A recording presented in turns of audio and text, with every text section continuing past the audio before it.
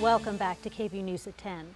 More calls tonight for Congress to finally pass funding for the CHIPS Act. It incentivizes semiconductor producers to do business in the U.S., but the funding bill has been stalled. And tonight, Texas House Speaker Dade Phelan sent a letter to Congressman Michael McCall saying this bill will allow Texas to create more high-income, high-skill jobs. The CHIPS Act could fuel an unprecedented expansion for Samsung right here in Central Texas. Now, that company has filed paperwork to build as many as 11 new semiconductor factories between Austin and Taylor.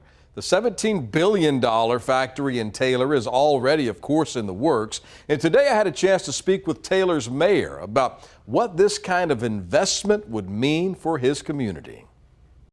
There's an energy and enthusiasm, of course, tempered by some trepidation about the fear of the unknown, because we've never experienced anything like this before.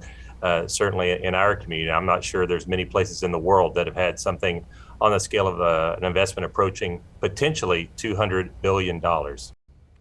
The state tax incentive program that's helped Samsung and dozens of other companies build in Texas is called Chapter 313. It's expiring, in fact, at the end of this year. Now, we've seen a flood of companies filing Chapter 313 applications with the state to keep their options open for future projects. All this to say, nothing is set in stone. Samsung could take those 11 planned factories elsewhere in the future. They could.